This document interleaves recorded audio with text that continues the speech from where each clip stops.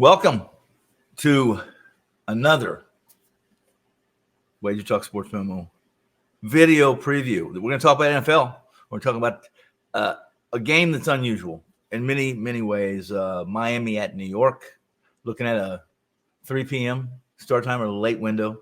It looks like, maybe so. I don't know. Sure. 4:05 or 3 o'clock p.m. prime video from New York. The Jets and the Dolphins. And the unusual presents itself in this Week 12 matchup. It really presents itself unusual situations tenfold over what would typically be or usually be an NFL game where we're just worried about who wins, who loses. This game has a lot more implications than just that, although it is the day's aim, that day's aim, Friday, Black Friday. One of the other things is this is a Black Friday game.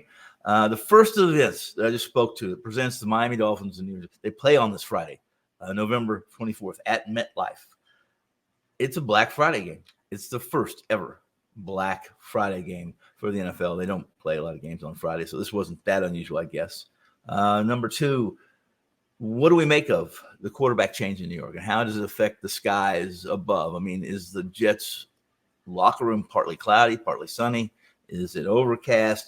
What is that? That's a difficult task, and at least a difficult aspect of the game to corral. And I try to corral everything when it comes to a game, just the littlest things to the biggest things. We don't have time in this video to cover the 100-fold that I mentioned earlier, but whether this game's half full or half empty as far as the glass goes in the game, that surrounds the teams. I mean, what color is the picture for the Jets? That's pretty important entering this game. And which team will win the Black Friday game? The Dolphins, they came into this game a touchdown favorite over the Jets. Money line, when I did the research for this game, minus 350 to plus 275. Things have changed a little bit since then. Since then, some of the betting public, many of the sharps have given us their thoughts on what they think about this game. The latest, when I did this shoot, we're looking at the Fins moving to a -9 now. A minus 9-point favorite. Much of that has to do with the benching of the starting quarterback, obviously, for New York, and who's going to step into that role. Zach Wilson no longer is the number one. He's actually been demoted to number 3, and they're moving up Boyle into the starting role. I mean, really, in truth, guys, New York doesn't have the offense to stay with Miami. I think that's a given, and anybody would argue with me on that. Probably, I'm going to guess they wouldn't win the argument. I surely would hope not.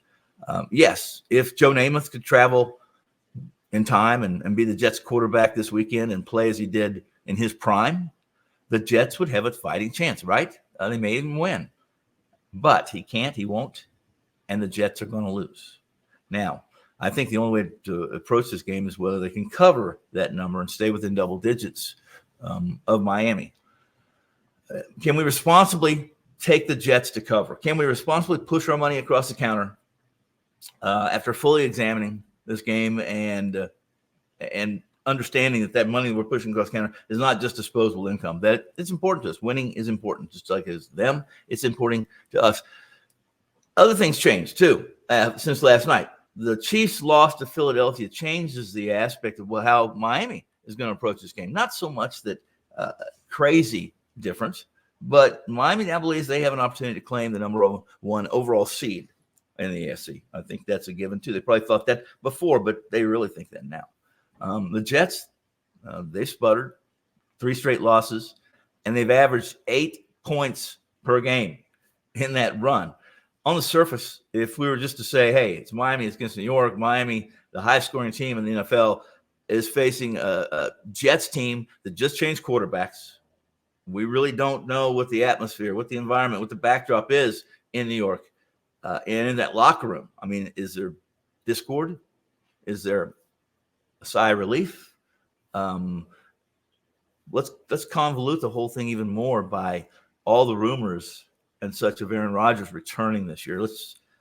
Let's just cut this thick drama with a dull knife and say, I don't believe Rodgers is coming back, and neither do the Jets. I don't think Rodgers. It's great conversation. It's great for the McAfee show and all the talk radio that Aaron Rodgers is doing while he's rehabbing that Achilles injury.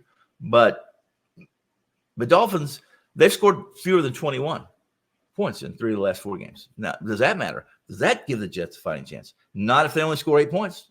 That's true. Let's stop and consider the fact that scoring 21 and fewer than they're in 3 of the last 4, and now facing a Jets team that's pretty good defensively. The fact is, the Dolphins have covered 8 of 10 against the Jets. They like playing the Jets, and we're not talking about Tua and the current Wilson or the quarterback conundrum they face. We're talking about overall. So what? Does turning to Boyle make this game any different? Does it make it more appealing to a gamer to bet on the Jets or to wager on the Jets? I'm going to guess this. Knowing the coaching staff solid from the Jets and how much they like to win, they're not a group that typically wants to sacrifice or have collateral damage. They go into an event trying to win. You know, they'll say, well, you know what I'm saying? They play the game to win. We play the game to win. We play the game to win. That is not, that's not the reality, despite the fact that be coach speak at many press conferences in front of the media. With Tua and the Dolphins beat the Jets on Black Friday, I say yes. How much does the surrounding circumstances, the underlying peripherals matter in this game? A lot. What the Jets do from now to the close of the season is going to have a lot to do with how they fare in free agent signings, et cetera, et cetera. It's how other teams or other players perceive the Jets. Did they lay down? Did they fight? Let's just consider this team that they're going to fight in this game. They're going to fight, and they're going to do the best they can to win this game, not just cover. I don't think covering is a consideration. So if it's late in the game and the Miami Dolphins are covering in the final 6-8 minutes of the game, you're going to be a winner. We're going to be a winner. I'm going to be a winner if I'm in this room. The Jets are not a team that can backdoor. They have a great chance to backdoor. We're in this game. I can see us all around the bar and talking about the game and what's going to transpire. This is the NFL's first Black Friday game. It's an AFC showdown that should be exciting. Preseason aspirations for this division and these two teams were high.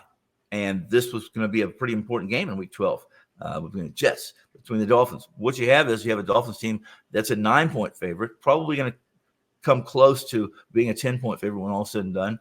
And this wasn't an adjustment, guys, that was made for late in the week for teasers, where a team goes from a 7.5 to a 9.5 to get the public, you get Joe Public from, pushing across the counter and putting their mortgage on, basically teasing the Dolphins down to less than a field goal. What you have here is a market that has told us everything we need to know about this game, so that you're either on the sidelines with Tua and the Miami Dolphins and arguably the best wide receiver in football, in Tyreek Hill, against a team that's been really bad. And as bad as Wilson has been, I don't imagine that Boyle is going to be that much of an improvement.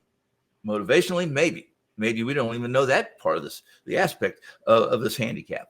And the truth is that yesterday's betting market, and it was yesterday at the time when we filmed this, they echoed the same belief that I have, and that the line against the Dolphins this Friday afternoon went from 6.5, 7 points to 9.5 for a reason.